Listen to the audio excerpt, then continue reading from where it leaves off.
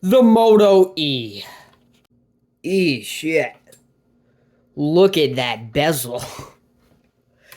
Dude, this device was released in 2020 for a good old... What were the Moto E's running for back then? Pretty cheap, actually. So yeah, back in 2020, pretty cheap, like 150 bucks probably. And it looks pretty nice. I mean, the build quality is not terrible. It does have a plastic back, but it looks pretty much like glass. It gets scratches very easily, though. I don't know if you can focus. Look at that. It has a fingerprint, a dual camera system. Who said it was good, though? A plastic frame, but whatever. Power, volume, headphone jack, mic, micro SD, SIM. But the kicker, micro USB. Good old micro. This is terrible. And in 2020, a lot of phones, were adapting to the Type-C, Its competitor, something like a Galaxy A11, has Type-C. We're going to probably make a review video on this. Look at how dusty. But yeah, so it's crazy to see how we had, micro USB when in this age, or even 2 years before that, we are adapting to USB-C. But you can buy one of these adapters. It sticks out, but you plug in the micro, then it gives you a USB-C right there. So now you get USB-C, those charge it and everything, fast charge. So pretty cool adapters. But let's go ahead and set this bad boy up. First of all, the screen, very, very thick bezels, crazy bezels, crazy. They're thicker than the AO1, I think. Viewing angles, pretty bad. It's an LCD. It's a 720p. But colors look really nice. This looks better than any of the Samsung I reviewed and still usable. It actually looks very vibrant, so not bad. Viewing angles, you lose a bit of brightness, but not terrible. And the screen's glary. So let's go ahead and start. No. Wi-Fi. Okay, so the vibration motor is not terrible. It's something you'd see probably in the Galaxy A16.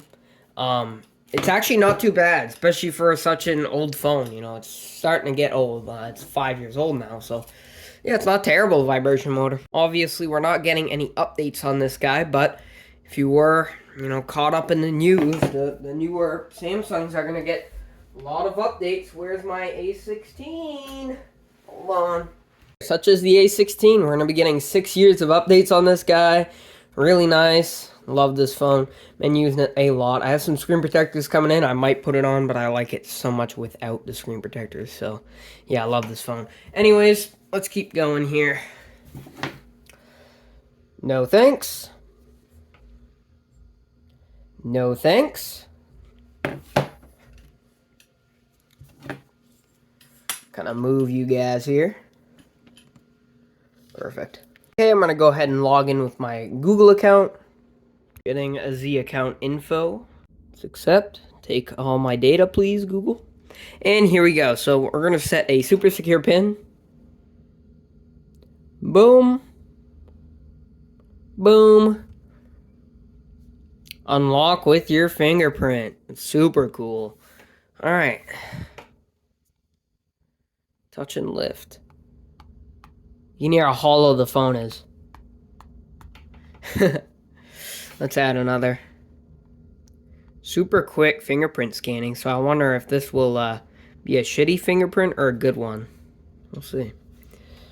Okay, it's probably not going to be the most secure, and as you can see, we're already getting some errors because it's such an old version of Android, which I'll talk about later. This phone's from 2020. You'd think it'd be like Android 13, but you'll see. Motorola crap. No. Track phone crap. No. And this was the first Motorola phone with the gesture navigation. That kind of gives you a hint on what version of Android this is running. So everybody was raving about this. There's the signature Motorola sound. Let's see how laggy it is. There it is. Now, this was kind of cool. You get a new way to navigate. Obviously, you can go back to the older 3-button navigation, but Kind of cool how it introduced it.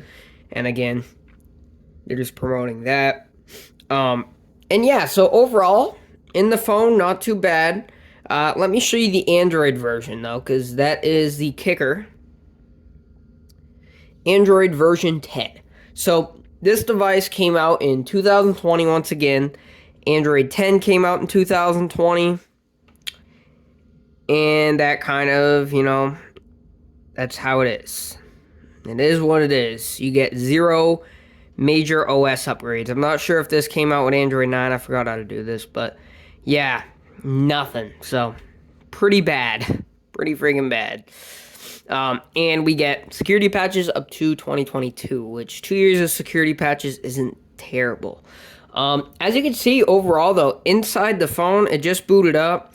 It's not the laggiest thing in the world. Like, it is a bit stuttery, but it's not terrible. You do, of course, have the best app out there, which is the Motorola app, which you can get a bunch of different gestures, Moto actions. Kind of brings you back with your 3-finger screenshot, your fast flashlight. Gives you kind of vibration there. The only thing we don't get on this guy is, the double twist for a capture. It's just not sophisticated enough, I guess. You do get the peak display on this guy, so if you lay it down, you turn the phone off. If you kind of tap it or move it around. Now, this is kind of what I hate about the older peak display. It never seemed to work. No matter how much you tried, it just was, like, sporadic. So, doesn't seem to be working here. Oh, there it is. So, you have this little display you can touch and hold for different actions and stuff. So, it's kind of cool when it worked. Try out the fingerprint. Actually, pretty fast. Try it with a finger I didn't register. Not recognized. Cool. Awesome. Works. That's beyond me to know how secure it is, though. But let's download some apps and see how it performs. Okay, so we got all the apps installed. Now, this took way less time than the other phones, such as, the Galaxy A01 or especially the Galaxy A03s. Now, we got a couple more applications than last time. We have exactly 10 applications to go over here with this phone. Okay, so let's first go with the device info just to see some of the specifications on this phone. Now, first thing we see is a Snapdragon 632 processor, and that's kind of why this phone is pretty speedy. As you can see, this thing is actually super quick so far, especially with these swipe gestures, just super quick. That's in part of the Snapdragon chipset. Snapdragon, I think, is like one of the best, budget and mid-range chipsets. They don't lag up, and they're actually pretty smooth, especially the older ones. So very good chipset in this guy. 720p screen here. It's a 6.2 inch. It's a 60 hertz, unfortunately, but it is a phone from 2020. 2 gigabytes of RAM and 32 gigabytes of storage is terrible. 32 gigabytes I can see, but 2 gigabytes of RAM is terrible. So, that is absolutely unusable, especially nowadays. And some people were complaining, saying that I wasn't closing every app. So this time I will be as fair as possible. We're going to close every single app out and then reopen it. That way we have a fresh, clean RAM, especially on, low RAM phones like this. You definitely got to do that. So every app you go into, you got to close it before, or else the RAM is just going to be terrible. Smaller battery on this. It's a 3550 milliamp hour battery, but overall not terrible. But to charge up, it will be pretty slow. Probably about 10 watts, maybe. Let's actually see. Let's plug this guy in. Again, I got a USB-C cable. We're going to plug it in with this. And this is at, 71, but yeah, about 10 watts on this guy. So not the greatest in the world. So yeah. Let me go ahead, I'm going to plug in my iPhone, hold on. Let's go ahead and go into some of these apps here. Closing it out. Let's start out with Facebook. Super quick loading time, blur that out. And man, super quick. Speakers are pretty nice. Let's go into Reels, see how that works. Pretty nice. Let's hear the sound. Oh, blah, blah, blah. That'll get me copyrighted. Anyways. Okay, so it's actually running pretty good. Not bad for Facebook. Cool. So if you're a grandma or anything, you're good with Facebook. Alright, Instagram now. Oh, I'll close this out. Let's actually relaunch that. Just to be as fair as possible here. As you can see, loaded up very quickly. Scrolling speeds, not the greatest just because it's a 60 hertz. Let's go into Reels. Let's watch some Reels and see how that handles it. Again, a little bit slower with the loading time, something you might not see on newer budget phones, but once you're in there, you're scrolling pretty fine. A couple seconds to load and you're good. So, it's performing really good so far. Let's go with regular TikTok first and see how that runs.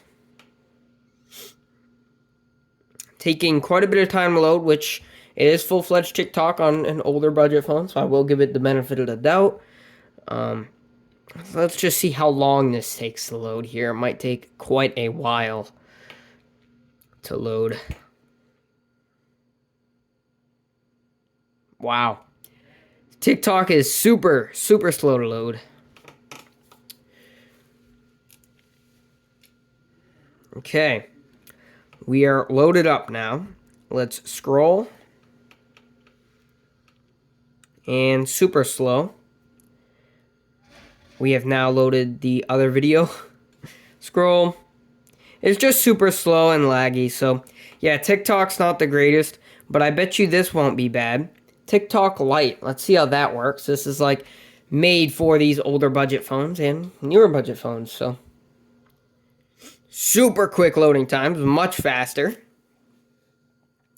And actually pretty smooth scrolling. Very nice. That is actually super quick. So TikTok Lite, perfectly fine. You're not going to have any issues with this. Super fast scrolling speeds. Like, this is great. Okay. So far, this phone's performing really well. Let's try out YouTube, see if we can watch a YouTube video. Super quick loading times. Let's go ahead and let's load up my YouTube channel here. Right there. And let's just click on, I don't want to watch that video. Let's go to the A03s. And let's rewind that. Flip it around. Let's turn on auto rotate. Boom. And let's go ahead and see what we can crank this up to. 1080p. Zoomer in. You can still zoom in because it's the latest version on Android 10. And it is running like a dream. Let's see how fast it takes to buffer. Not bad at all. Not bad. So especially for, why is that light? Especially for, you know, a budget phone from, 2020. Super quick. Super quick. Not too laggy. If I use the Galaxy, A11, A10e, or A01, I mean, you're going to have a lot of lag. This is really comparable to the A01. It's in that same kind of price range. And this is way better already right out of the gate. So, we're loading up Geometry Dash Lite here, and let's see how this performs. Again, I don't see any lag. I mean, I just suck at this game. The delay isn't bad at all. It's not that delayed. I'm just bad at the game, again. And overall, just not terrible. I'm just really bad. It is a little bit off with the touch, but it's not anything terrible. That could be just me just sucking. But if I double tap quick, it's definitely, lagging behind a little bit. That's what I kind of seen on the A03s. It's just not like a quick response. Like when I do this, it's fast enough. It will not mess you up in the game probably, but it could. It definitely could if you're on like a higher level than Stereo Madness. So that's just something to keep in mind there. The touch isn't exact to the T, but it's good enough. Especially for such an old, budget phone. Super good. Super good. Motorola's killing it so far. Especially for the specifications it's running. So, let's go ahead and go into the next game. Asphalt 8. Now, the AO3S did, or no, the AO1 did run it, but it did lag. It had some big lag spikes. So let's see how this guy plays it out. Also, we couldn't even run PUBG Mobile on the AO1 just because it had 16 gigabytes of storage. So this has double the storage, so you're going to be good. It's still not much, but it's way better than the A01. We're just going to play the mini game since it's taking forever. Also, we did the same thing on the AO1, so not a big deal. Loaded pretty quick. I mean, it's not the real game, it's the mini game, but still. This will kind of give you, like, a rough idea on how the real game's going to run, so. Alright, let's see. The graphics look pretty good. How do we... Okay, that's how we go again. Keep forgetting about that. Forgot how to use an OS. I forgot how to play this game. But overall, super good. The graphics are pretty good. It's definitely not lagged yet. And I don't think it will. I don't think this is as bad as the A01. I think this is definitely a more capable phone. Part 2 just because of the Snapdragon chipset. I do want to eventually get a Moto G Play 2021. Let me know if you guys want me to get that. I've always wanted one. I just like how the phone looks, and I think it looks pretty nice. And it also has a Snapdragon processor, so it should be pretty quick and speedy. So let's just finish this mini game up and see. Right here, I noticed there was a big lag spike on the AO1, and no, nothing. Very smooth, very fluent. Phone is not warm whatsoever. It's, you know, room temperature. I mean, it's not warming up. You can tell that even that, like, there was a huge lag spike on the AO1 when that happened. This, nothing. I'm just so surprised on how this is running for such an old device. And you might say, oh, 5 years old is not that old. No, not for iPhones or Samsung flagships or even Samsung mid-range phones. But for budget phones, we've come a long way in budget phones. And this is killing it. Like, this was a good phone when it came out, and it's still pretty good. So let's go ahead and try PUBG. If this runs with, like, no hiccups, I will be so surprised. I'm going to actually try to install the HD resources since we have quite a bit of storage on this guy and see how it runs. So yeah, let's let that download. Okay, everything's downloading and everything. We're loading into a match right now. So far, so good. We're in a match. Looks pretty good.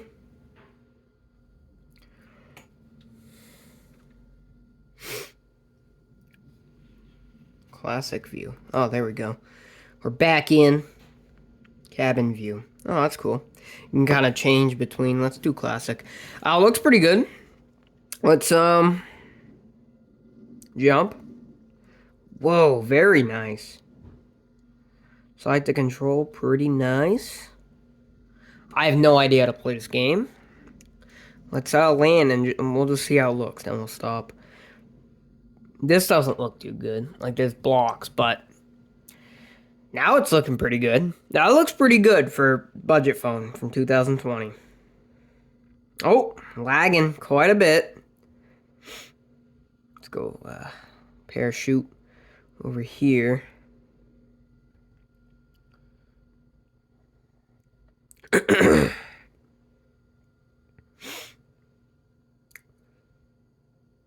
Okay. Very good. I cannot believe PUBG runs. And it looks very good too. Like, this looks really good. You throw punches, it's not that laggy. PUBG runs great, and it's not too warm. Like, it's a little warm, but not bad. So, last thing I want to do is run a Geekbench test. Then we'll go over the camera. So, let's run this and see how it is. So, this is Geekbench 5, because Geekbench 6 couldn't run on this version, but we'll see. Alright, we get the results. Not great at all. Newer budget phones score a lot better. For instance, the A16, which is $200, so a little more. But if we go ahead and look at this. Now, the reason kind of why this is faster is because it's not having a bunch of bloated software on it. Like Samsung. But as you can see, big difference. And I know it's a lot newer, but it's a little slow just because Samsung software is so bloated. This is actually super smooth. So, Yeah, not a bad phone overall. Let's look at the camera. 13 megapixel main, 2 megapixel macro, or no, not macro, depth sensor.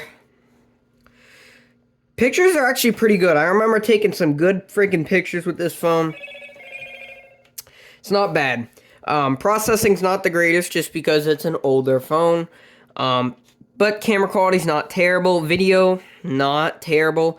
No OIS, but you also do get some good modes like portrait, cutout, spot color, panorama, live filter, slow motion, and hyperlapse. Or time lapse. So overall, this phone, is it still usable? Yes. If you want this as like a very specific purpose, like YouTube videos or just video watching in general, pretty good. Like Netflix will run good and stuff. But if you're using this as a main phone or secondary, like, you know, powerhouse, hell no, this will not work. But, you know, some lighter tasks, perfect. So, thank you guys for watching. Comment, like, subscribe, and I'll see you in the next one. Peace.